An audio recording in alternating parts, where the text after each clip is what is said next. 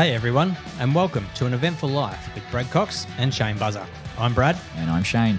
An Eventful Life is the podcast where we take you on a journey through eventful lives of inspirational event leaders from around the world. That's right, Brad. We'll be sharing their stories, impact and insight into the complex world of events. So if you like these stories, don't forget to like, subscribe and share with your mates. This is An Eventful Life.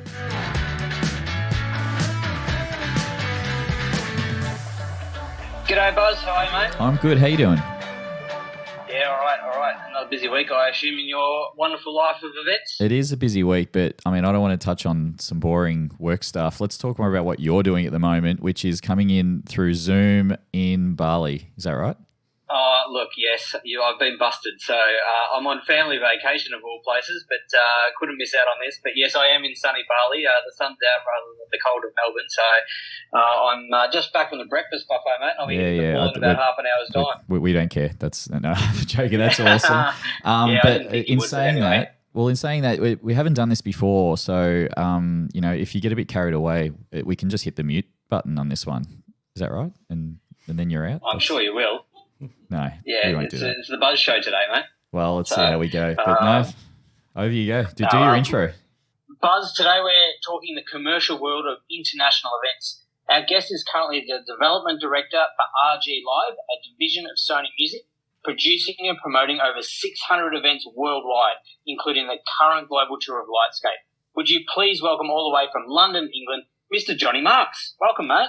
Boys, it's great to be here. I got to tell you, this is a first time for me doing this. Normally, I'm put in front of a camera, told it's live, and you got 30 seconds to say everything you know. So having a bit of time to have a chat is fantastic. So thank you very much for having me. No, you're built for the TV camera, clearly. You're a handsome unit. So you're a bit of a waste here in a potty. But thanks for coming along and being a part of this. It's very exciting. No worries. I've been in Australia now, for a month. I've got a couple more days going. So I feel semi-native.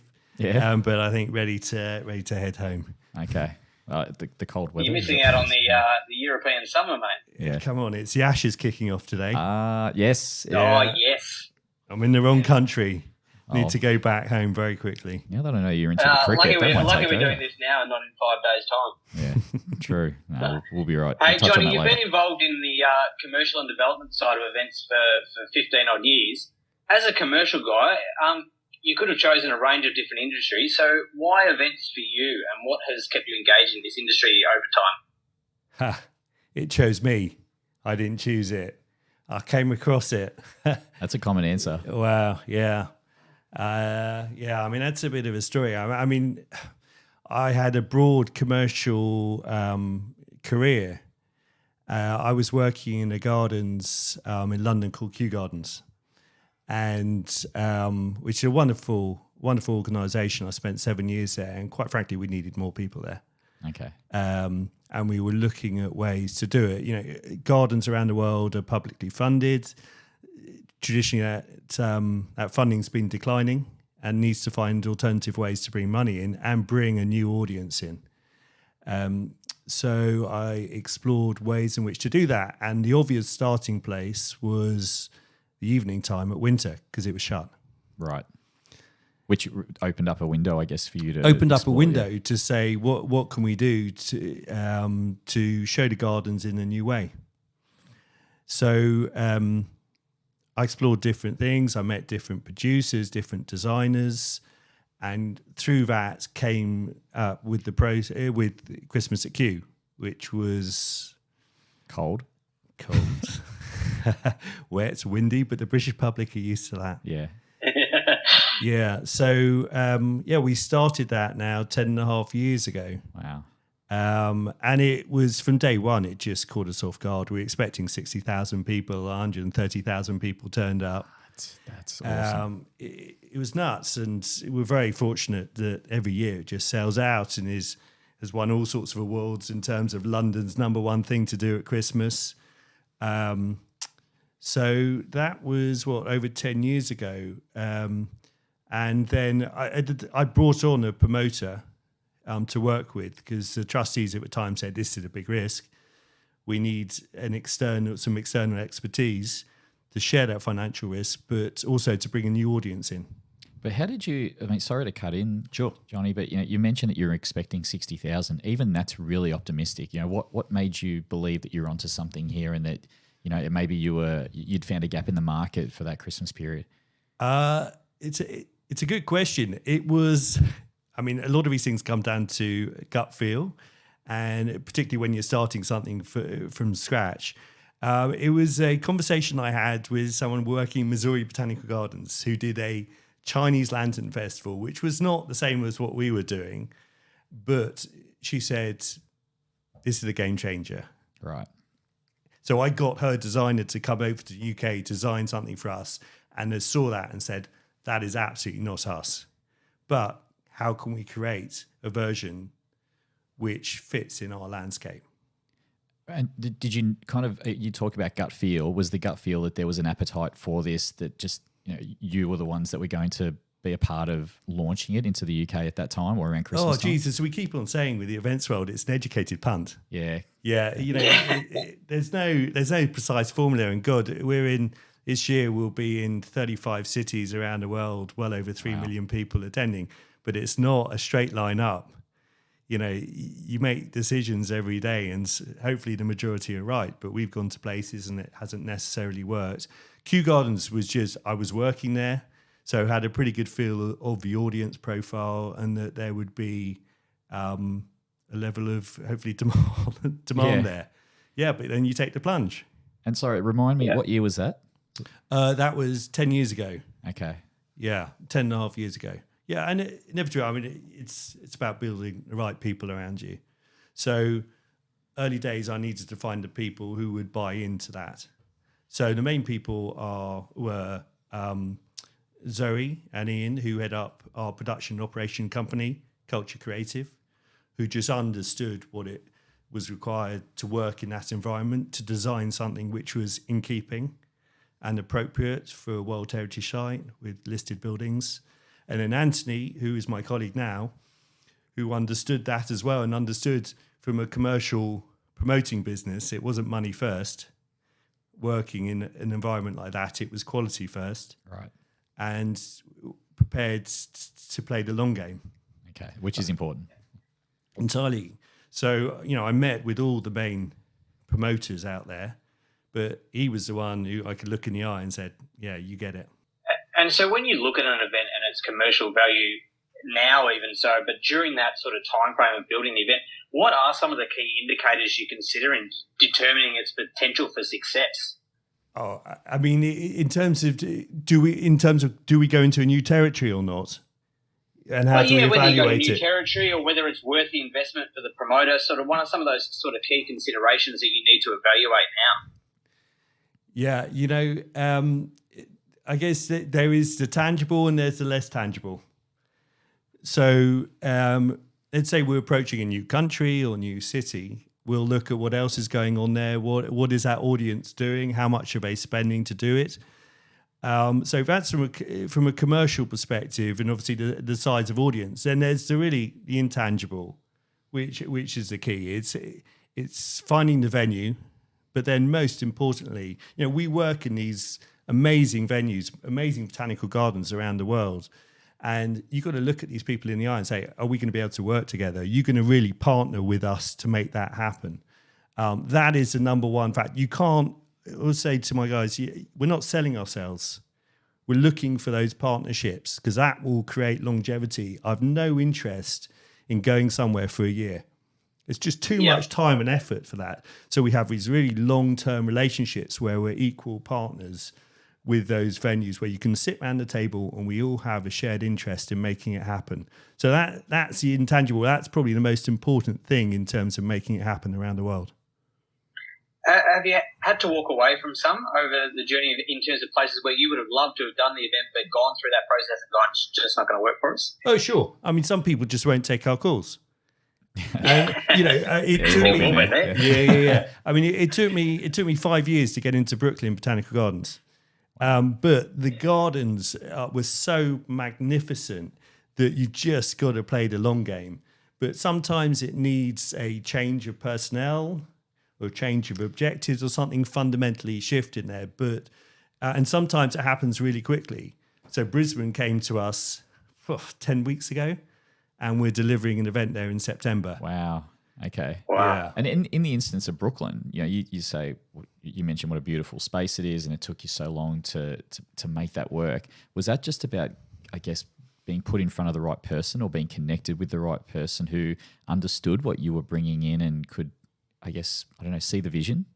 Yeah, it's a combination of things. Yeah. It's timing, it's willingness, it's where we were at. So we had more venues in the US by then. So we'd had a US team. So he had runs on the board in the country, you mean? Yeah. Runs on the board. There we go. Yeah. He's warming up for the Ashes already. Certainly, yeah. The reason I asked that, Johnny, is because a lot of our listeners are in the events industry, and sometimes you get a bit disheartened if you're getting knockbacks or just not getting in front of the right person. So this is really good to know. Oh, sure. Happens every day. Yeah. And what we see sometimes as obvious opportunities, unless your potential partner is seeing as that, there's only so much you can do. So, I mean, that's why I'm here. You've got to get out and meet people and look people in the eyes and build those relationships. And sometimes, do podcasts and and sometimes that doesn't translate to yes, let's proceed straight away. But you've started something and you're building a confidence, and then you say, well, come and see what we do, come and meet the other people we work with, and let's build a relationship. I mean, ultimately, we're spending all our days with people. We want to find like-minded people who we enjoy spending time with. And those relationships do take time sometimes. I think we've said it before, we're such a personal business, in a personal industry that, we rely on each other. It's a service-based industry. So if you can't collaborate and work together, it's just going to fail no matter how many objectives and planning you do. If you can't work as one team and come together, then it's not going to be a success. Yeah, it's relationship first. It's it's customer first. Equal to the relationship. It's never money first. Money first will catch you out instantly because your shortcut, the customer experience will be devalued, and you'll be there and gone in a year. I want to be working with people in 10 years' time.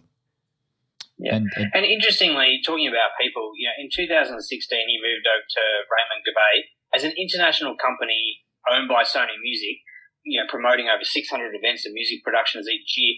How do you manage navigating those varying projects and priorities and ensuring commercial success for a variety of stakeholders and people across the business overall? Oh, great question. Try hard, work hard. Okay, so initially, it's myself and my colleague and Zoe, who I mentioned before, who need to be the face of the company. So we establish the business in each country we go to understand it. We then put in place, once it's established, so for example, in America, where we started off in one venue, which is in Chicago, which I managed. Once that business is established and then growing, we put in a dedicated team, and it needs to be a local team who understands how the nuances within each of those countries. So we've got a full-time team in America. We've got a team obviously in UK, and we've got a growing team in Australia. As you might imagine, we're only in 5 countries. We haven't touched the sites. We've got ambitions to be in considerably more countries. So it's about establishing a foothold and then putting a team in place to do it. A vast majority of what we do and we deliver is working with local supply base. And am I right, Johnny, in saying that even though it's a big company, that's still a big risk? If you're constantly hiring teams in those cities, which are, that's salaries, that's overheads, that's constant investment. It's a risk, but it's a calculated risk, obviously. But we've got enough of a base now where one event in itself, we're not a linear line upwards in terms of success. Yeah, right. You're not going to hit a home run in everywhere you go. Oh God, we've had some challenges out there, but unfortunately now we've got enough of a base, and we've got some established events around the world, including here, thankfully in Melbourne, which is huge. So we've got sort of a cornerstone within those 35, which, touch wood, are pretty much guaranteed every year to sell out. So that gives us confidence in terms of where else and levels of investment in each territory and where to go. But it has its challenges. There's only so much. You asked, how do you determine where to go. You do all the research you possibly can, but my word, it's not doesn't always come to fruition, both good and bad. I mean, Melbourne last year was just a complete sellout. We never anticipated that. And so, you know, obviously you've mentioned Melbourne, which is a great segue. We're a Melbourne-based show, and most of our listeners are here in Australia. Lightscape, how's it going? You've just opened. Tell us about, I guess, the formation of that event here and how it's progressing. So it started off because Tim, who's the CEO in the gardens I used to work with at Q, which is often the way you pick up your phone book about who you know. So fortunately, he took my call. But that was, and then COVID hit. So we had a full show designed and ready to go, and then put it back by 2 years for obvious reasons. So launched last year, and it was just phenomenal.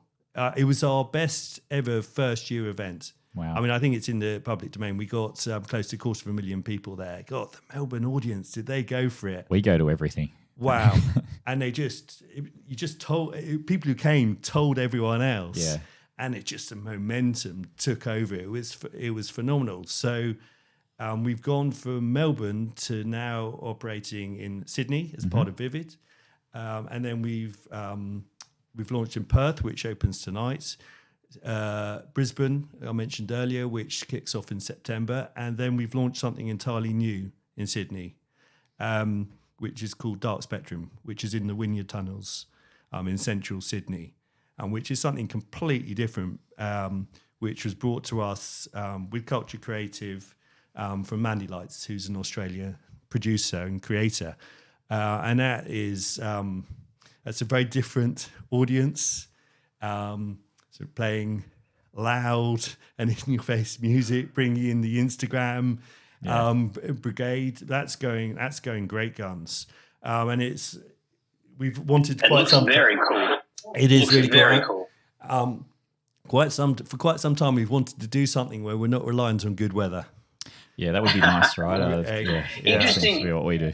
Interestingly, in terms of the Melbourne success in particular, I know we're a bit Melbourne-centric in some ways in terms of our thinking, but for an international to come into Melbourne and have such success, why do you think it was so successful in Melbourne in general compared to, say, other cities around the world? And is that a rarity in what you've come across working globally? It's a combination of factors why it was so successful. Firstly, the gardens are wonderful. They're located in a fantastic position where people can walk to it, not reliant on public transport. Secondly, Culture Creative delivered a product which was great for that audience, just understood the audience and delivered exactly what they were looking for. Thirdly, the team there are great. So we're a complete partnership from the start. So really have promoted the event. And, these things are not planned over a couple of days. It's all year round. And their team really engaged in that from the start. And then the audience took over. As I said before, it's your dream audience in that they tell people and they communicate and they post on social media. It's very different to the UK, is that people leave it late to buy tickets here. You've got to really hold your nerve in Australia. So we sell up to 50% of the tickets for a night within the 24 hours prior to that night. In the UK, in some events, I'm sold out in September for December. It is an issue that I especially encounter with clients who get very nervous about ticket sales, and I have to constantly reinforce. So I'm glad you pointed that out here. Yeah. It's tough. We're pacing up and down, but there's no point spending early. You got to hold your nerve. Yeah. And it's a changing thing from post-COVID as well. Like pre-COVID, everyone was very organised and planned out their years, so to speak. Whereas now, post-COVID, it's very reactive. It's people are still within that short time frame, even at a corporate level, and at a public level, it's less than 6 weeks from a general uptake. I don't know what your numbers look like, but I know a number of other major events are less than 30% sold out 6 weeks before their event, and multi-million-dollar stakes in the game, and then they're just running right to the finish line. But it still works. But you're right, you've got to hold your nose, and that's tough for a promoter really to take tough. off. So for Melbourne last year on launch, we would have sold 15% of the total tickets we sold in total. Australia is the extreme. Okay. So UK, as I mentioned, they're buying months in advance. We go on sale 8 months before, and we'll see people. The regulars will buy tickets on that day. America, more last minute, but not as severe as Australia. Do you think some of the success also, I mean, you mentioned partnerships constantly in this podcast so far, which obviously is so important, and working with the Botanical Gardens, City of Melbourne as a partnership rather than just say a venue who are, opening their doors for you. Does that make a real difference in the processes and making this event such a success? Well, for us, it's our USP. Yeah. These are world-class venues. Unbelievable. I mean, I worked in that environment, so I feel very passionate about Botanical Gardens and their value in society. It's absolutely, you don't see our name front and center. You see the name in the venue, and that's entirely on purpose. People want to engage in that venue, have a passion for that venue. But it's also where I find it really rewarding is we're bringing a new audience into them. So last year in Melbourne, over 50,000 people had never been to the gardens before. Yeah. And that's wonderful. And you really hope they're going to come back during the year and build a relationship with the gardens, which will have for life. I love that, because you're right. I mean, we are so blessed to have that in our backyard in the middle of the city. So really, yeah. I mean, you go around the world and a lot of botanical gardens are outside the city centre, which you have to inevitably drive to. So parking becomes a whole other challenge. Melbourne don't have to worry about that. Mm. Yeah, and working on international events, in different countries and cultures, what are some of the compromises you need to consider in those different regions, but also be able to maintain your consistency and standards? Oh, geez. I mean, culturally, you work in the UK, you work in Australia, you work in America, you work in Europe. You've almost, yes, we've got some foundation principles, but you've really got to learn how it works culturally, delivery wise. America, each state is working in a different country as well. It is very different expectations, ways of working. If I took what we have in Texas and put it in Melbourne, they wouldn't be inviting me back. We've got cowboy hats on cactus there. Well, I'd enjoy that. It'd be heaps of fun. But no, I know what you mean. Bonnets, So totally. And is that part of the strategic decision then to engage the local companies and local employees and local teams versus trying to run everything, say, out of the UK? Got to be.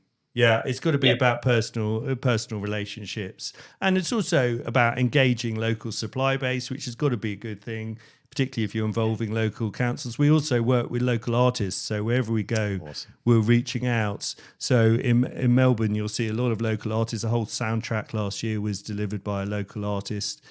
So that also provides a tie. It's just we've got one criteria we look out for, and it's just got to be good enough. Well, it also creates opportunities within that city with the local artists, as you mentioned. Am I right in saying it? It really Absolutely. Brings that in. Yeah. In terms of employment, obviously we're employing the local production team, local supply base, stewarding.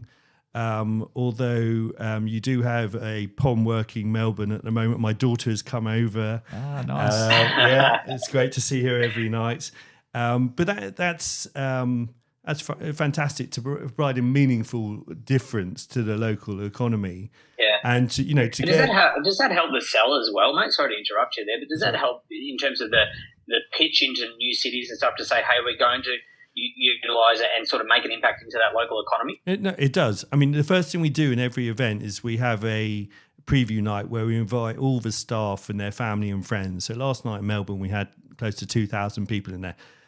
They're your supporters. They're your voice out there. They do anything more than we can do in terms of doing a bit of press and become a really powerful advocate for whatever we do. So I'm always really keen that on those first nights, they bring, you get 4 or 5 members of each family coming along. They really feel engaged in what we're doing. So when they're working during the day, they can talk to the visitors and they can feel passionate about what we're doing. And were they impressed last night? Great. What was the feedback? I mean, I'm sure they were. Sorry, dumb question. But what's the feedback? They're also quite biased because, of course, it's their gardens. And they're seeing it a different way, and they're seeing new thing. What's wonderful is that people then are seeing their workplace in a different way. Yeah. Because they're not used to being there when it's dark, and they might have favourite spots or specimens. And quite often you see members of the horticultural team sort of pointing at something which you wouldn't otherwise notice. And that's obviously a member, that tree or plant might have been something they've been part of in terms of They're a funny bunch, the horticulture teams in every Oh, venue. they really are. Very passionate. Very passionate. They are extremely passionate, and having their engagement and making sure they are part of the planning process is fundamental. We cannot go away and leave anything remotely affected by what we do. Especially being a POM, right? You'll cop every inside. I'm joking. It's not just the cricket. Yeah, hey, exactly. we're seeing a global shift with events at the moment in the areas such as like diversity and sustainability. How are you guys going about developing your events on a global scale to implement some of these initiatives? Yeah, and again, what other global trends do you believe? Yeah, I mean, again, it's country by country needs to be adapted. So we work with a third-party company to reduce our carbon footprint on an annual basis. The key and the starting point is to measure everything. Yeah, and to ensure. And how do you do that? Well, it's a component, sum of component parts in terms of where our carbon footprint is, and ensuring each year we're taking progressive steps to reduce it. Now, sometimes that's easier said than done, particularly based on what equipment is available to you or what power sources you have, for example, hard power versus diesel. So it varies significantly around the world. The most progressive partner we have would be Blenheim Palace in the UK, who will be tracking where everyone is coming from, their mileage, and then we will be offsetting with planting trees to balance our carbon footprint. In other organisations, that's harder to do. But what we can demonstrate is that providing you're turning all your lights off when you leave home and your TV, and hopefully you can come by walking or by public transport or by bike, that your carbon footprint is less coming to our event than if you were to stay at home. Yeah, right. And do you think there's, from what you're seeing as well, any other future trends we need to be aware of as an industry that you're starting to happen to build in general way, or where you see the direction going? In terms of sustainability and carbon footprints? Not just even sustainability, but just in general as an industry. What other future trends we need to be aware of at an international level? I mean, I think it's the world over in terms of the challenges of value for money. Disposable income world over is being affected. And so it's challenging because you also need to deliver on an annual basis better quality, and sometimes reduce price points to attract a broader audience. Have you done that before? Sure. Yeah. We're doing it in the UK. So we're seeing a lot more price variance, a lot more flexible pricing. And again, that's been something we've seen in the last 12 months, is that your off-peak has had a significantly reduced sales to historically. So can we attract a new audience through price points? So we need to be smarter in what we do to keep on attracting those numbers. And you mentioned the quality of increasing that year on year. I guess with the success of each event, and I'll use Melbourne as an example, you did so well. Does that mean that you can invest in making sure that the technology is elevated and the experience is just that little bit better than the year before? The moment we don't improve every year, we've finished. Done. So we change 85-90% of what we do every year in every venue. So Zoe and her team at Culture Creative are thinking not just about next year now, but about year after and a year after that. Wow. In terms of that technology. We're reaching out to artists all the time. So Culture Creative have got over 400 global artists on their books, and just searching for new content, new ideas. We're reaching out all the time, and we're prepared to play the long game and invest in that to find the next big idea. And a lot of what you've said in this podcast, it alludes to a question that I had made for myself about the perception of rinse repeat, these events being a rinse repeat, which clearly is not the case. And you have really reinforced that in this interview. which has been fantastic. And I guess, do you want to touch on any of that around the perceptions of these programs being a rinse repeat? Clearly not, but what you do around that. Every event we do has got to be designed for that venue. It's never put it in a container and move it over somewhere else. The venues are different, the gardens are different, the people are different, the demographic is different. I mean, in the most extreme, as I said before, comparing Texas to Melbourne, if you swap them over, it wouldn't happen. They wouldn't go to each other. So it's, and it has to each year, it needs to evolve, it needs to improve to give people a reason to come back. We're really fortunate in the UK that we've created something which a lot of people just say is part of our annual tradition of things to do. And quite often that happens after the first year. You see on social media, this is what I do every year. And you say, well, we've only done it once. Yeah, but that's okay. That's a great result. And that's it's wonderful. It's wonderful to see. But that doesn't come by accident. That comes through year-long planning with Culture Creative, with the venues, listening to your customer, understanding what's working. And, you know, a lot of this, when it comes to content, is subjective. You know, we try things sometimes and they're not necessarily as effective as you would think they are. Other times you think things and the audience react differently to how you would expect. And that's the wonderful thing about what we do. And social media would be a big measure of that. Am I right in saying? And the, I guess the outcomes of social media Huge. And positive, yeah. Huge. So we've got a full-time team just, you know, we're launching in Perth and Melbourne tonight. They're looking for comments and looking for trends all the time. You've got to react to it instantly. Never forget Q when we launched it 10 years ago. Light Trail was fantastic, but people were saying, yeah, but it wasn't great. Why wasn't it great? Our mulled wine was not quite hot enough. Okay. You know, so they were determining the whole event based on the fact the mulled wine was at 62 degrees and not 70 degrees. I love that. It's so good. You know, it's priorities. Really? Yeah. So you've just got to be on top of what's going on. That's attention to detail, though, right? And that's what makes these programs and events such really, such a you know, success. if you get parking wrong, you've had it. Oh yeah. You know, the initial experience, you get toilets wrong, you've had it. If you get the quality of the food and beverage wrong, it doesn't matter how good everything else is.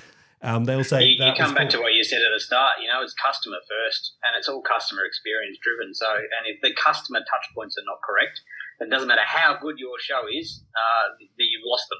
Yeah, so you talked before about sort of global, you know, you're asking about global expansion and how we do it. That has got to be the core. You know, sometimes you can sit down in these meetings, could be corporate meetings, and it comes very theoretical very quickly. Or you worry, you know, it's too much talking about the numbers and what do they mean. And you can lose sight of the fact of why we're all here, who's paying our mortgage. Yeah. And it's those people buying those tickets every day. So you can't understand that by sitting at your desk in London. You know, I've got to be there walking. My favourite thing is walking the trail, listening to what people are saying and seeing where they're stopping, where they're watching. And I think in the events industry, if you forget your customer, you've had it. Do you look at other... And taking some of that feedback on board now and what you do here, what are some of the future things you guys are looking at for your events, you know, that 2-3 years down the track that you talked about earlier, that people, you know, the team's starting to plan? What does the future look like? I mean, we're really fortunate in that we've got a format which seems to have global appeal, and we're only in 5 countries at the moment. So at the moment, we're probably looking at another 10 countries. I mentioned Dark Spectrum before. That's really exciting for us. We've been going for 10 years now, and I don't think we've touched the sides. And the wonderful thing about content and light artists is it's always evolving. So it's making sure that we're understanding what's coming up. You know, drones is a big thing at the moment. Yeah, I was going to mention drones. Yeah, wow, I'd like to do drones, but the challenge with drones at the moment is you can only put them up twice a night for 7 minutes. Well, yeah, right. I'm putting people through on 15-minute time slots from, say, 5:30 in the evening to 8:30 in the evening. So I can't do something where 85% of the audience are not going to see it. Yeah. Or could it be an elevated experience, or you don't want to go down that path? No, I don't think I do. I want to concentrate on everyone coming and getting the same experience. But I'm pretty sure that technology over next few years is going to be evolving, and there will be ways to do it. But it's amazing what they do. I'd love to do it, but you've got to do it for everyone. Yeah, true. And I mean that's a top line. Yeah, that's a truly elevated experience. Do you look at some of the smaller lighting installation shows being held, in whatever city or anywhere really, and take any inspiration or ideas from that, or do you just focus on? No. We're out there all the time. You've got to go and see what else is going on. I mean, it's a real challenge in the UK because people have seen what we're doing and there are copycat events. Literally using the same font, the same branding, which is a struggle to protect. And they will you can see people walking around our trails from our competitors taking the pictures and saying, how can we create that, but in a cheaper version? Yeah. So the market's got really saturated. But there's also some great product out there, particularly internationally in Japan, for example, in Canada. So we've got to be aware of what's going on all the time. I mean, we're fortunate in that we have long-term relationships with these venues. So the competition is more for what might appear on our doorstep. The only thing we can do is just make sure we keep on getting better every year and add, value for money is fundamental. Yep. People on the night out, they don't want to come for half an hour. They want to come for 2 to 3 hours. They want a full evening of entertainment, and you need to make sure that you're providing them the mechanism to do that. It's just not about the quick buck. We talked about how hot a mulled wine is. Well, that's fundamental because you want to stay around, and it goes back to one of the funding principles of why we created this in the first place. It's not commercials first. It's not how do we extract every penny. I created this in the first place because I wanted families to come, spend time with each other, talking, not having to spend money while you're there, and seeing things you wouldn't normally see. Well, you mentioned your daughter, who's here with you in Melbourne. She must get a real kick out of seeing all of these shows that her dad's part of. I'm not sure. When you say, "Can you come and see a light trail?" and not another light trail. I've been dragging them around for 10 years now. But I guess with all of us, how your family react is pretty fundamental to our motivations. Yeah, but that can be probably your best critic, right? Oh, geez, no shortage of criticism. Yeah. That's for sure. Hey, speaking about parents, one thing I wanted to ask is slightly related. A parent company such as Sony, do they have an impact on your development as a business through opportunities from within the group itself? Oh, absolutely. Well, firstly, we can go pretty much anywhere in the world and they'll have a team there whose doors are well and truly open. So we're in the Sony Music family. We've got support from the top team there to go wherever there's a market.